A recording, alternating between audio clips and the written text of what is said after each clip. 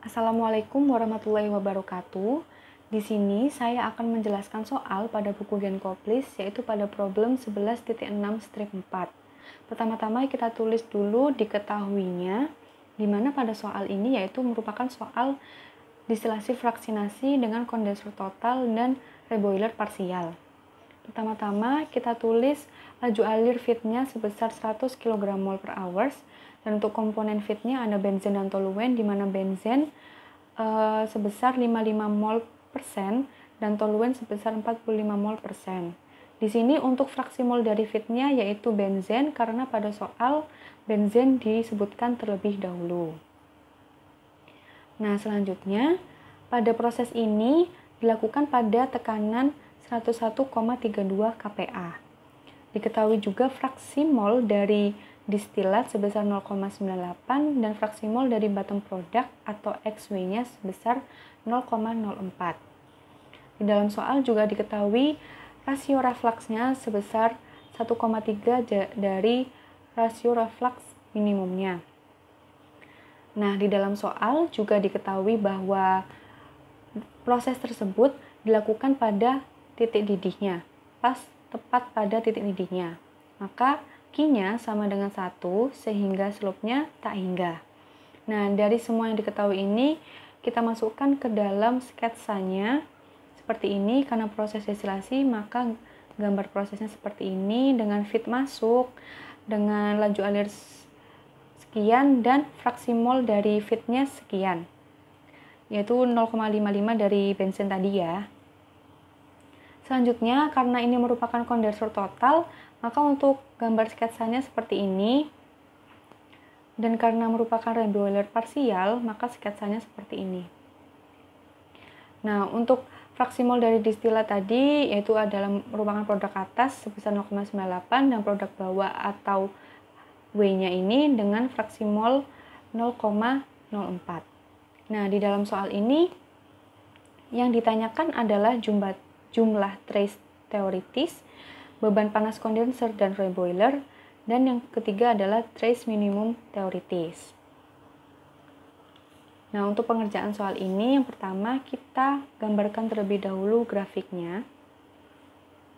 Grafik dengan kurva ini, kurva yang melengkung ini, yang didapatkan dari tabel 11.1 strip 1 pada buku Genkoplis, yaitu vapor pressure and equilibrium mole fraction data for benzene toluene system.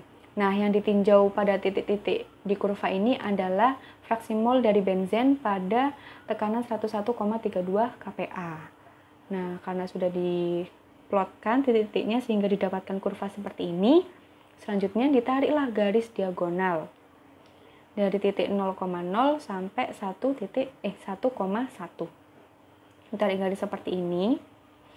Nah, selanjutnya kita plotkan fraksi mol dari feed, fraksi mol dari distilat, dan dari produk bawahnya atau bottom product. Dengan XF-nya tadi 0,55, kita plotkan di garis diagonal dan kita tarik garis. Untuk XW atau bottom product-nya 0,04, kita juga plot di sini.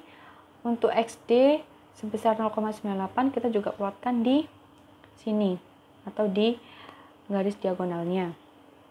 Selanjutnya kita tentukan slope-nya. Karena tadi sudah diketahui bahwa Q-nya sama dengan 1 sehingga slope-nya tak hingga, maka slope tak hingga ini maksudnya tegak lurus dari XF. Jadi setelah dari titik XF ini dia tegak lurus ke atas. Seperti itu. Nah, untuk selanjutnya kita tentukan nilai intercept-nya atau garis miring ini. Nah, gimana cara kita menentukan intercept-nya? Pertama-tama, kita hitung terlebih dahulu RM-nya.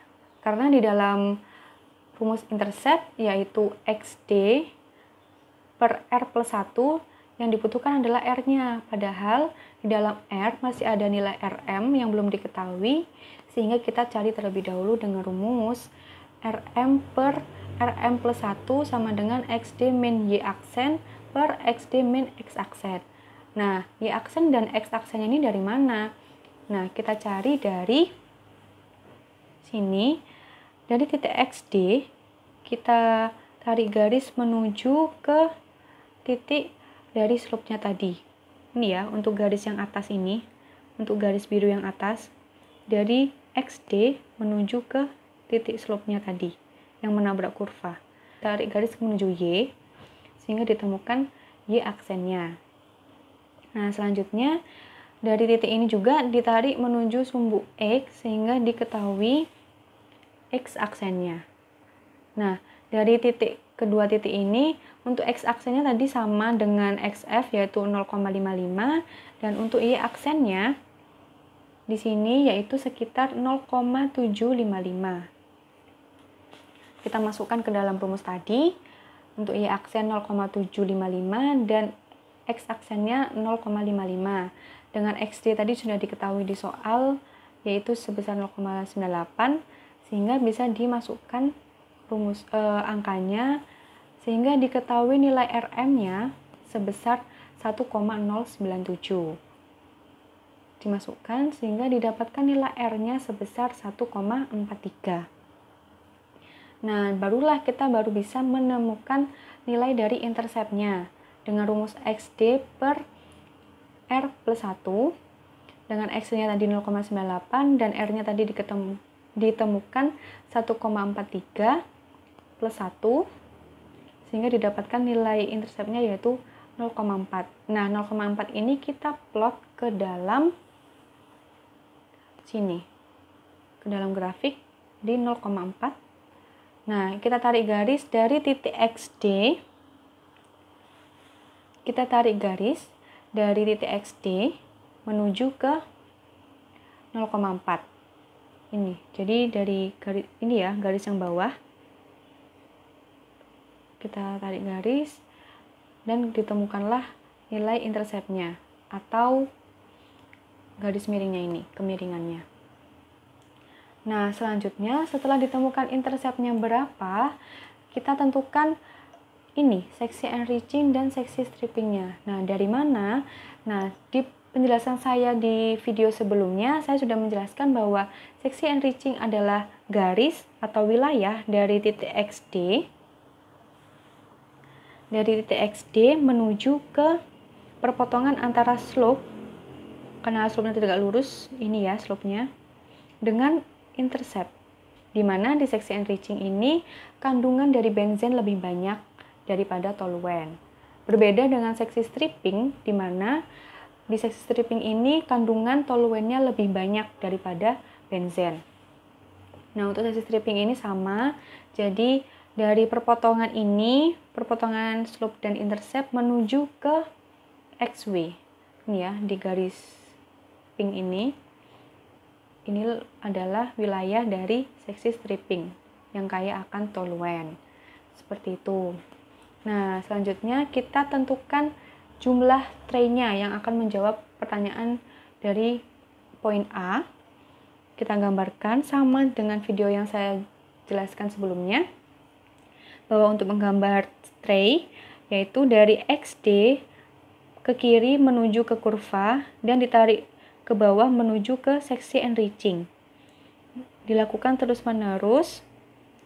Nah, jika sudah mendekati seksi stripping, maka dari titik ini menuju ke kurva lalu dilanjutkan ke seksi stripping.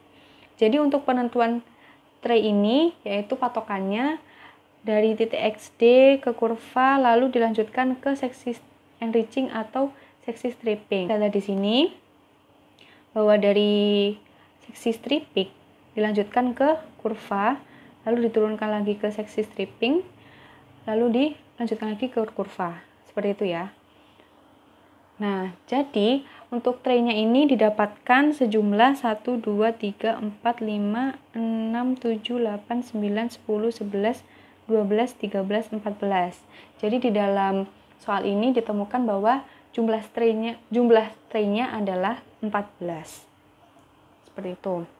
Nah, setelah diketahui jumlah trace-nya adalah 14, maka selanjutnya kita bisa menjawab soal pada poin C, yaitu tentang trace minimumnya berapa. Trace minimum teoritisnya. Nah, karena merupakan kondensor total, maka Untuk pengelompokannya seperti ini. Jadi untuk 13 trace-nya adalah kondenser dan satu trace-nya adalah merupakan satu trace minimum. Jadi terjawab bahwa untuk trace minimum teoritisnya adalah 1. Lanjut ke pertanyaan B, yaitu tentang beban panas pada reboiler dan pada kondenser. Nah, pertama-tama kita hitung terlebih dahulu neraca massa totalnya, yaitu dengan rumus F sama dengan D plus W, di mana F tadi adalah laju alir feed sebesar 100, dan untuk D dan W-nya belum diketahui. Sehingga kita bentuk persamaan D sama dengan 100 min W.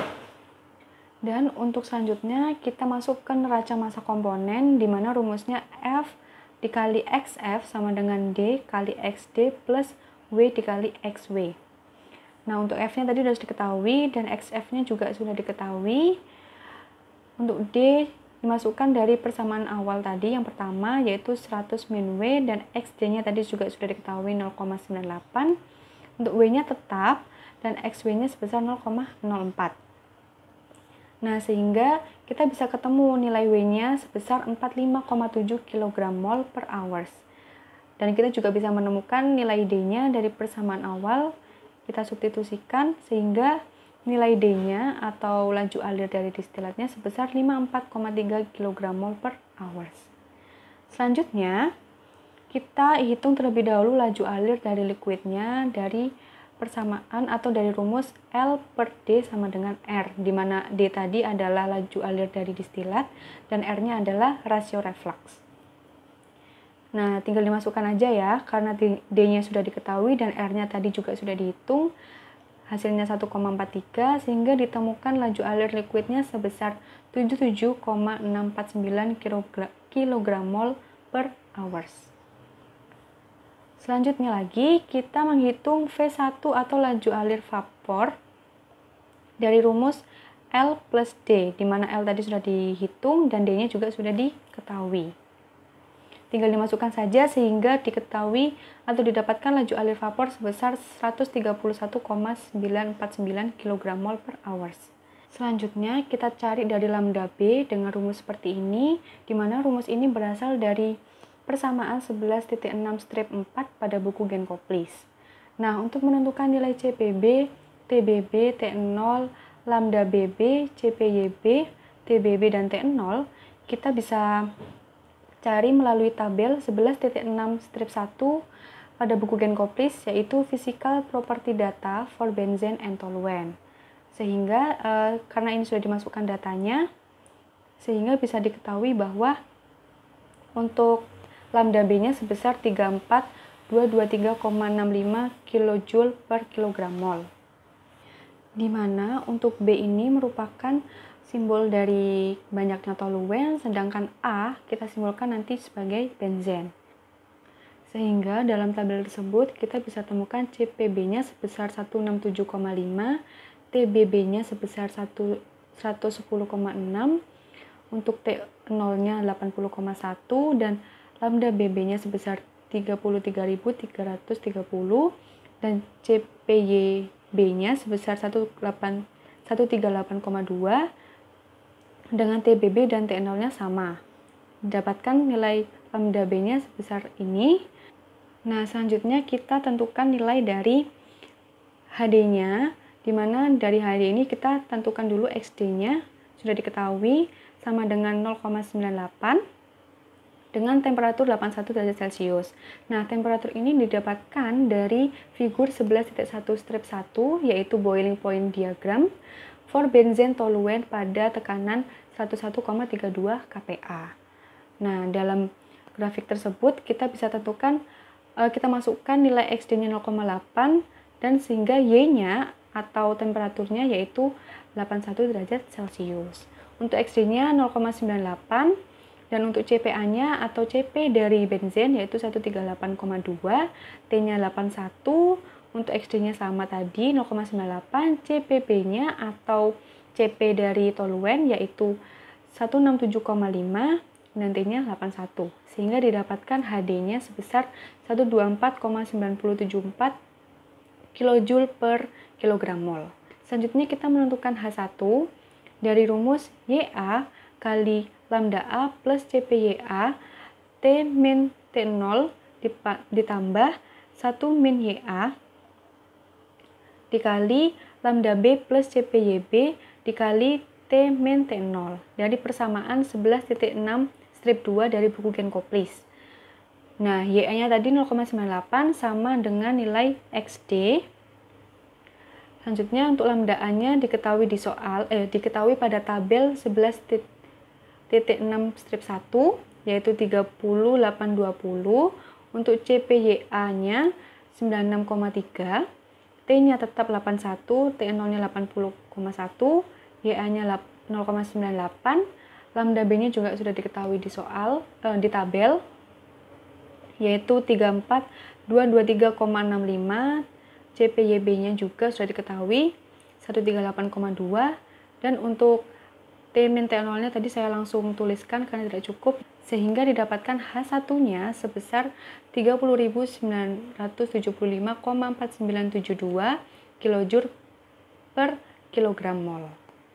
Nah, selanjutnya barulah kita bisa menghitung dari beban panas dari kondensor dengan rumus V1 H1 dikali H1 min LHD min DHD, di mana V1 dan H1-nya kita sudah cari, ini HD-nya dan ini untuk V1-nya. Nah, dari L-nya jadi juga sudah diketahui ini, dan HD-nya juga sudah diketahui ini, D-nya tadi juga sudah diketahui, dan HD-nya juga sama. Tinggal dimasukkan saja nilai-nilai yang tadi, dan rumus ini berasal dari persamaan 11.6 strip 10 dari buku Genkoplis. Seperti ini ya.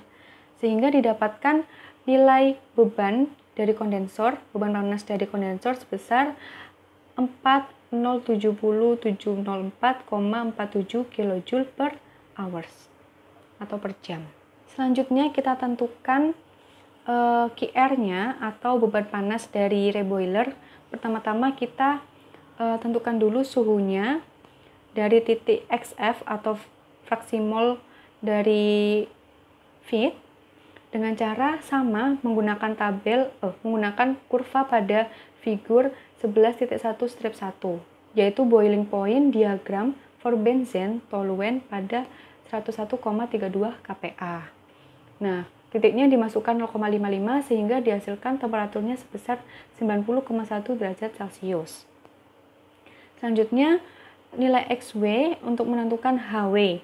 Nah, ini menggunakan kurva juga atau figur 11.6 strip 1, yaitu enthalpy concentration plot for benzene toluene. Nah, jadi untuk titik XW-nya dimasukkan sehingga ditemukan entalpinya atau HW-nya sebesar 4.500 kJ per kilogram mol. HF bisa kita temukan dari persamaan XF CPA dikali T min 80,1 ditambah 1 min XF dikali CPB dikali T min 80,1 plus 0. Ini didapatkan dari persamaan 11.6 strip 5 di buku Genkoplis. Nah, XF-nya tadi sudah diketahui 0,55, CPA-nya atau CP dari benzennya sudah diketahui di tabel 11.6 strip 1 tadi. Untuk T-nya kita masukkan 90,1, dikurangi 80,1. Untuk XF-nya juga sudah diketahui, CPB atau CP dari toluene juga sudah diketahui melalui tabel 11.6 strip 1. Nah, untuk T-nya juga dimasukkan 90,1 sehingga dari perhitungan didapatkan nilai HF-nya sebesar 1513,85 kJ per kilogram mol. Nah, dari sini kita bisa tentukan nilai beban panas dari reboiler dengan rumus DHD plus WHW plus QC min FHF dari persamaan 11.6 strip 17 di buku Genkoplis.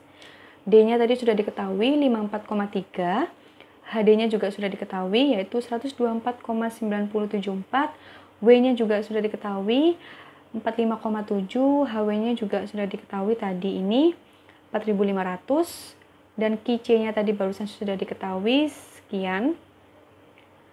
F dan HF-nya juga sudah diketahui. Sehingga bisa ditemukan beban panas dari reboiler yaitu 4.077.541,20682 kJ per hours. Seperti itu ya. Jadi untuk poin C, yaitu beban panas pada boiler dan kondensor bisa diketahui. Untuk QC-nya tadi atau beban panas kondensornya segini, dan untuk beban panas reboiler segini. Seperti itu. Terima kasih.